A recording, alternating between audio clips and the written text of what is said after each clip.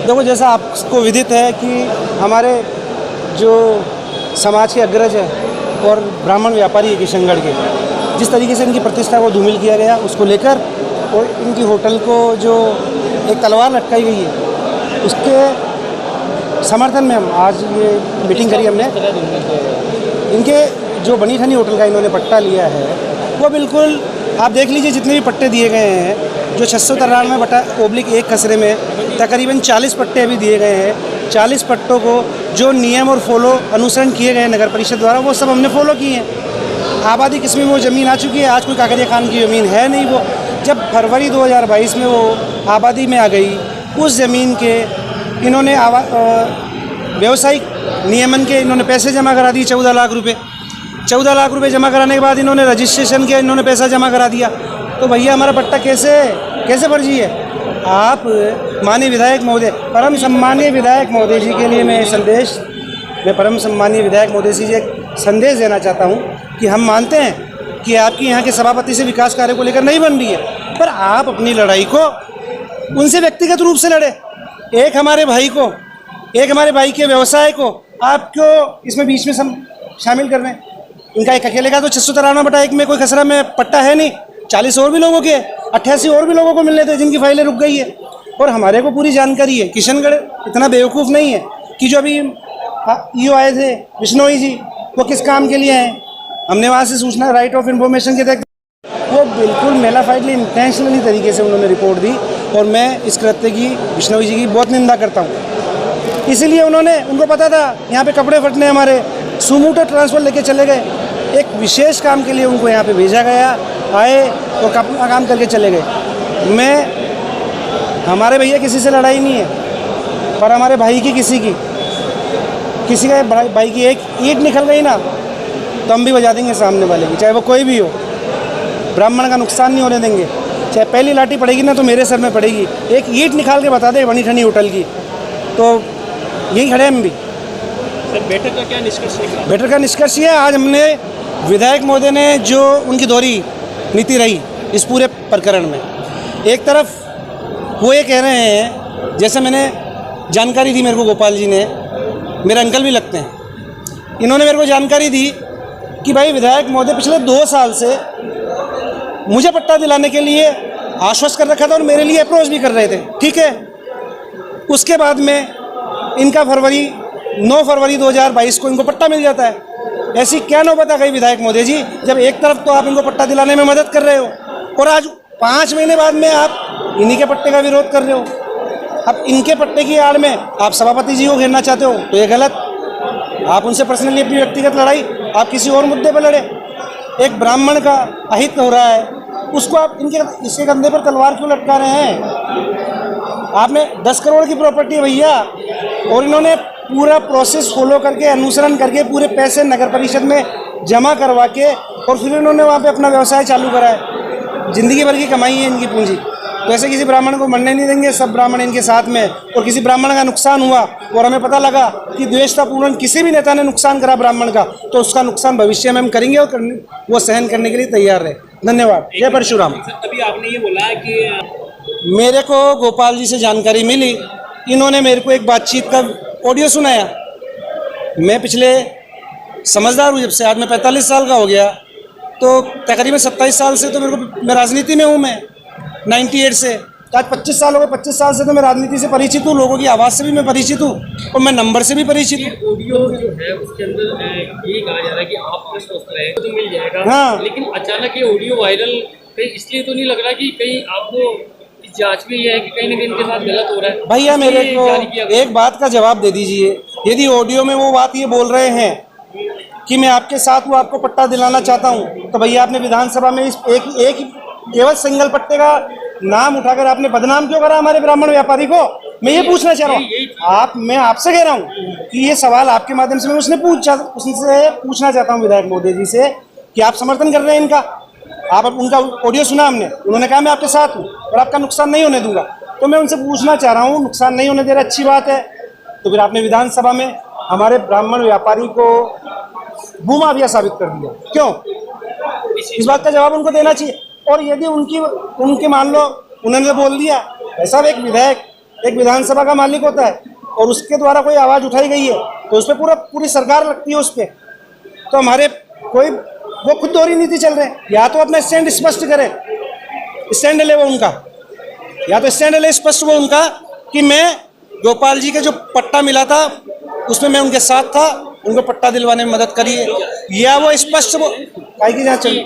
एक मिनट मैं निवेदन करूँ भैया, मैं आपको निवेदन करूँ, इसकी जांच चल रही है तो इतना टाइम आपके पास भी नहीं है, मेरे पास भी नहीं है। मैं आपको पेपर दिखाना चालू करूँगा। अभी 2017 में DLB ने आदेश दे दिए 693/1 खसरे में औद्योगिक परियोजना से छोड़कर सब पट्टे दे दिए जाए, पहली बात। दूसरी बात, तहसीलदार किशनगढ़ जो अभी माननीय परम सम्मानीय विधायक मोदी जी द्वारा लगाए गए थे, मोहन सिंह जी राजावत द्वारा, उनके द्वारा 693/1 खसरे को आबादी में लिया गया है। आबादी में लेने के बाद में 9 फरवरी को इनको नगर परिषद द्वारा पैसा जमा करके पट्टा दिया। भैया 14 लाख रुपए दिए मैंने, 14 लाख रुपए देके मेरे को नगर परिषद ने पट्टा दिया है। और एक नियम उसमें इन्होंने फॉलो नहीं किया हो तो मीडिया बोले जो आप साबित क्यों बताए? नहीं, आप वीडियो के आधार में ऑडियो के आधार में बोल रहे हैं, तो क्या आप स्पष्ट करते हैं कि ये ऑडियो जो अरे शुक्रिया भैया यार, इतने में मेरे को आज की जो मीटिंग है वो क्यों की गई? आज की मीटिंग हमारे जो आपको काकरिया खान वाला प्रकरण पता है उसके लिए की गई है। पूरे प्रोसीजर लॉ वाइज फॉलो करे गए। उसके बाद भी एक व्यक्तिगत द्वेषता निकालने के लिए जो कार्रवाई हमारे विधायक साहब ने करी है वो आप सबके सामने है। तो ब्राह्मण समाज के व्यक्ति को इससे हानि हो रही है, तो ये हानि तो हम होने नहीं देंगे। पैसे जमा कराए गए हैं और उनकी एक जो ऑडियो आप बोल रहे हो, ऑडियो जो एक वायरल चल रही है, उसमें उन्होंने खुद ने बोला है कि मैं आपके लिए 2 साल से प्रयास कर रहा हूँ। फिर ऐसी क्या नौबत आ गई कि आपने वो मुद्दा विधानसभा में उठा लिया? ऐसी क्या नौबत आ गई कि वो मुद्दा आपको विधानसभा में उठाना पड़ा? एक तरफ आप कह रहे हैं मैं पट्टा देना चाहता हूँ, क्या आपके हाथ से पट्टा नहीं दिया गया विधायक महोदय?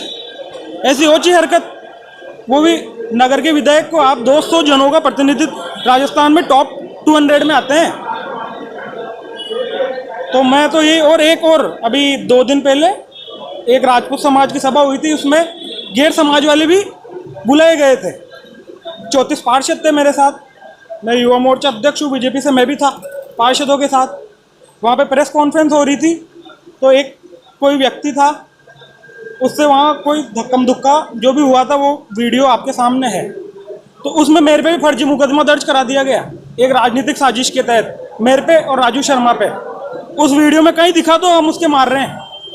अगर वो वीडियो के आधार पे उन्होंने जो मुकदमा दर्ज कराया है तो कहीं पे भी दिखा दो हमको, तो ये एक साजिश है। और वो जो VM राजा मंगरा है उसने अंकुश के ऊपर भी 4 महीने पहले एक FIR दर्ज कराई थी फर्जी, फेसबुक कमेंट के आधार पे। तो उसने रंजिश निकालने के लिए हम पे ये कार्रवाई करवाई, तो उसका हम जवाब देंगे और मुकदमों से हम डरते नहीं है। आप 100 मुकदमे कर देना, तो परस्पर मुकदमा भी दर्ज हो गया। नहीं तो परस्पर मुकदमा दर्ज होगा। आप एक कोई चीज़ करोगे तो उसको नेगेटिव तो आएगा ही, पॉजिटिव करोगे तो उसका नेगेटिव तो निकलेगा ही। कोई अन्याय तो सहन करेगा नहीं।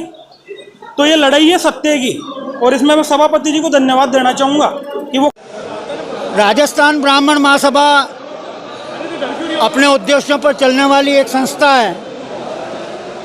हम किसी व्यक्ति विशेष का आज तक किसी प्रकार से कोई समर्थन नहीं किया हमने, किंतु विगत दिनों काकरिया क्षेत्र के जमीनों के आवंटन और पट्टों के प्रकरण में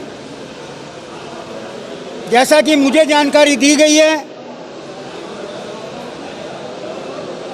गोपाल जी प्रधान जो बनी ठनी के ऑनर हैं, उनके साथ 39 अन्य लोगों को पट्टे नगर परिषद ने जारी किए और उन पट्टों को जारी होने के बाद पंजीकृत भी रजिस्ट्रार से करवा लिया गया। विगत दिनों माननीय विधायक महोदय ने विधानसभा में एक प्रश्न लगाया कि ये पट्टे निरस्त हों, और पीड़ित पक्ष ने ब्राह्मण महासभा को बताया कि उनके साथ उत्पीड़न हो रहा है। महासभा का काम है समाज की भलाई के कदम उठाना, और हमने इसके लिए सोशल मीडिया पर अपने विचार प्रकट किए और माननीय विधायक जी से कहा कि यदि बड़ी ठणी और 39 पट्टे अवैधानिक रूप से जारी किए गए हैं तो वे अपना पक्ष सोशल मीडिया पर जारी कर दें। अगर अवैधानिक है तो हम नहीं बोलेंगे। लेकिन उनकी ओर से कोई जवाब नहीं आया।